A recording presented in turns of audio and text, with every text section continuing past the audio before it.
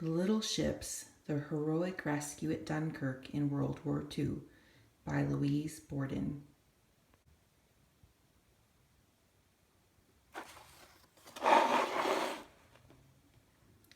In 1940, I lived with my father in the town of Deal on the Kent coast of England, safe from the thunder of the Germans' guns in France. Some days in May I could hear it rolling in big booms across the English Channel. Some days I could feel it rattling the glass in the windows on our street. My father, Martin Gates, owned the Lucy, a sturdy fishing smack. Her wooden tubs were thick and heavy and smelled of herring and mackerel and cod. I liked to watch my father's quick hands stacking tubs and sorting fish. I liked to listen to Dad's friends trading stories on the beach. They were all Deal fishermen too. But now their talk was about the trouble at Dunkirk, just across the channel, only 50 miles away. British soldiers were trapped there, they said. Thousands and thousands, and so were the French. The Germans in their tanks would capture them. Families would lose all those men who were uncles and brothers and fathers and sons. Every boat on the English coast was needed to go and help. The owners were to report for orders and for maps and charts. My brother John was a British soldier fighting in France. Maybe he was in this trouble too. Maybe he was trapped on the beaches of Dunkirk and was waiting for a Navy ship or a fishing boat like the Lucy to bring him home. Fishermen on the beach said I was my father's daughter. I could set an anchor and coil a rope and nudge speed into the Lucy's old engine better than some of the village men who were signing up to go to Dunkirk, like Mr. Lewis, who worked at the post office, Mr. Cribben the locksmith, and Mr. Marsh, who had taught geometry to John. So I pulled on a wool cap of my father's that smelled of herring and a patched pair of John's outgrown trousers. Only my father knew it was me. Hurry, not much time, too many men, not enough ships. So those were the words we heard echoing in town and up and down the beach. I hurried to help Dad stack cans of water. I lugged more cans full of fuel and yards of rope. And I hurried again to haul the wet nets off the Lucy. We need every inch of room for soldiers, my father shouted to me over his shoulder. Maybe even John, I called back. That afternoon we sailed for Dunkirk. Dad didn't have much time for talk. He kept his words in his hands, stowing a rope ladder and checking the engine gears. And he kept his words in his eyes, reading the channel charts and maps, scanning the sky thick with clouds.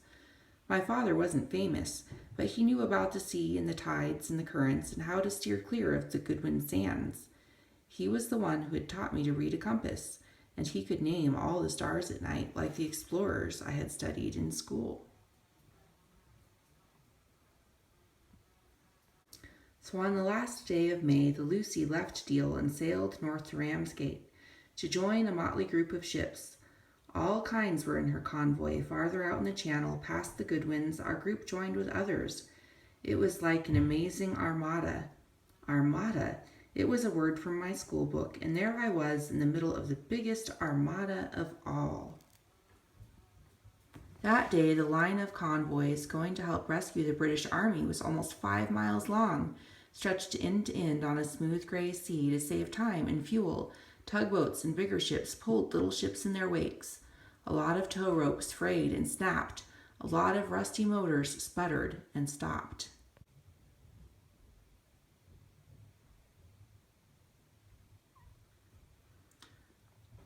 I listened to the low throb of the Lucy's engine.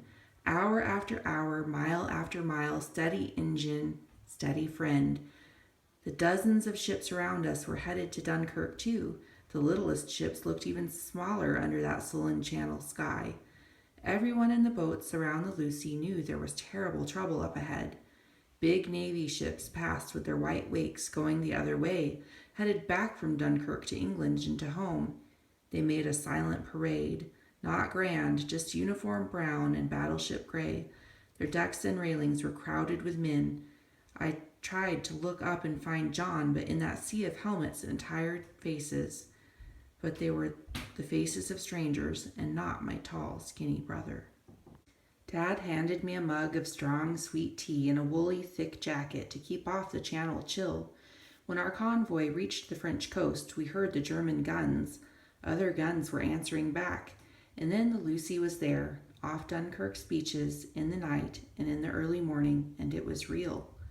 All the oily smoke that got in my eyes, and all the terrible noise that got in my ears, and all the men, the sandy beaches at Dunkirk were black with lines that curved like snakes, and the lines were British soldiers, and the French were there too, and there were even men standing shoulder to shoulder along the length of the mole, the narrow wooden pier in Dunkirk's harbor, thousands of soldiers waiting for ships.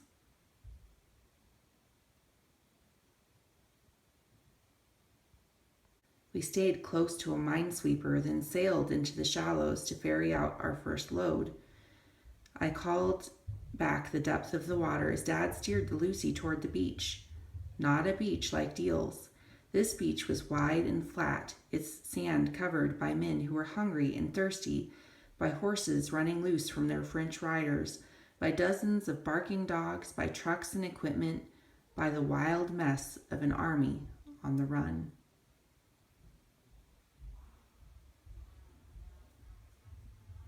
And there were hundreds of other ships that were little like ours, English and French, Belgian and Dutch. We were all there rowing and carrying and paddling and ferrying from the sand beaches to the big ships anchored out in deeper water and back again.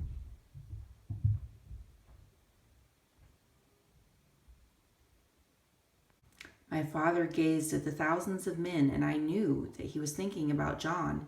He stood at the helm, holding the Lucy steady in the water against the wakes from other ships, against broken planks washing toward the beach, against lost boots and army coats and everything that soldiers leave behind when they can only take themselves.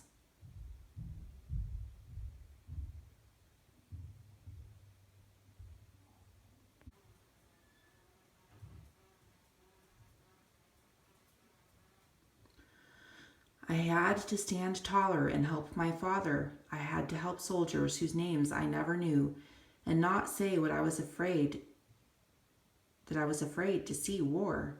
I had to pretend that my arms didn't ache from hauling soldiers dripping wet onto the rocking deck of our boat. My hands were rubbed raw inside the work gloves that fit my father, not me. Most of Dunkirk was burning, town and harbor, houses and docks. I had to rub the sting from my eyes, not from tears, but from the black smoke, and I couldn't look for more than a second at a soldier who cried for me to give him water, who had no bandages, just blood all down his front. We ferried a Cameron Highlander who couldn't find his regiment, and a red-faced cook who spoke only French, and so many British soldiers that I lost count of how many in all the Lucy's loads out onto the big ships.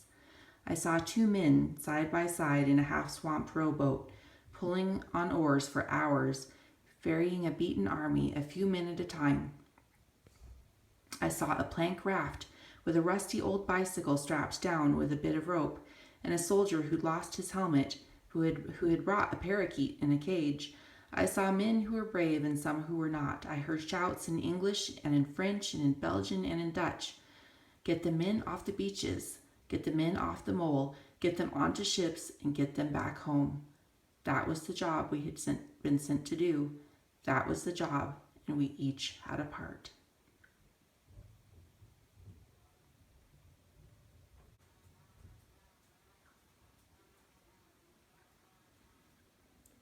I kept checking the Lucy's fuel. When only 2 cans were still full, we followed a Smoky Joe and a Dutch scoot and turned to head home.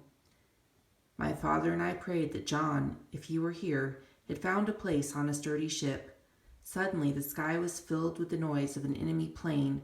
It was a dive-bombing German Stuka. Some stray bullets hit the Lucy, and she sprang a dozen leaks. Our last load of soldiers had to bail with their helmets on the miles going home, but the Lucy's engine kept running steady with that throb I knew so well.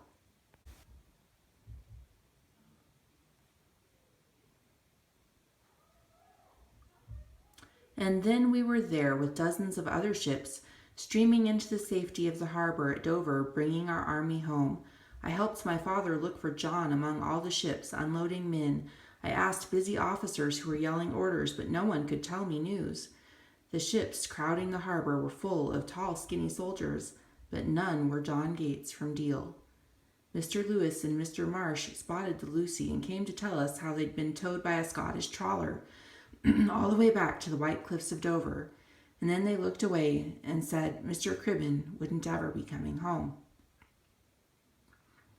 And so we went back to Deal and sailed the Lucy onto the narrow beach. We kept the black, matted dog that a French sergeant had asked us to take. I named him Smoky Joe. Smoky, with his damp rope collar, was a part of Dunkirk that we brought home to Deal.